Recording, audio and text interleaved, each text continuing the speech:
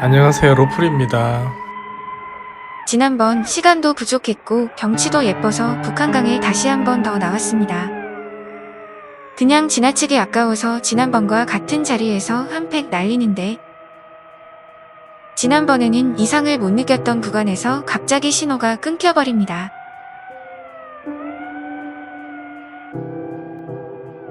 여기를 넘는 순간 신호가 끊겨 조정이 먹히지 않고 그냥 추락합니다. 아마도 수신 거리가 좀 멀어진 상태에서 구조물에 너무 붙어 넘는 순간 신호가 끊어져 화면이 지연되는 영상입니다. 영상이 다 깨지면서 추락합니다. 추락 순간 실제 받은 느낌은 조정이 안 먹는다 입니다. 드론 영상으로 다시 한 번 더 확인해 보겠습니다. 신호가 끊기면서 여기쯤 기체 스스로 긴급 제동이 활성화됩니다. 물속으로 그대로 추락합니다. 아둥바둥. 호버링 위치로 살아나옵니다. 대박. 그런데 아직 조정 신호가 붙지 않아 천천히 다시 추락합니다. 그리고 물을 먹은 기체 영상 기록은 여기서 사망합니다. 수정되기 직전에 조정 신호가 극적으로 돌아오고 허둥지둥 빠져나옵니다. 필사적으로 복귀시키는데 오류는 벅벅 뜨고 계속 긴급 제동의 난리도 아닙니다. 엉엉.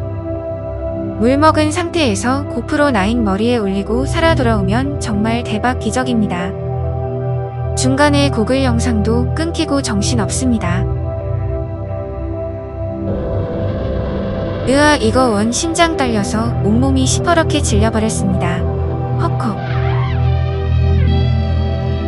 다행히 일단 살아서 돌아는 옵니다. 엉엉. 이 상황의 모든 것을 묵묵히 지켜보고 있었던 고프로 영상입니다.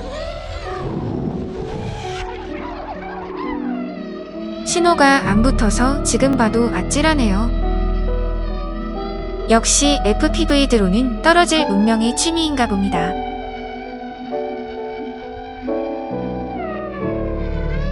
오늘 비행에서 기체 고프로 포함 150만원짜리 느낌 좀 말씀드려 볼까 합니다. 조정 거리가 멀어질수록 고도 유지에 신경 쓰고 급격한 기체 조작과 수면 적응 비행은 피하자입니다. 아마 고도가 정말 조금만 더 낮았어도 바로 수장을 했을 것 같습니다. 특히 고프로를 장착하는 경우 긴급 제동 시 상하 제동 거리가 상당히 더 늘어날 수도 있는 것 같습니다.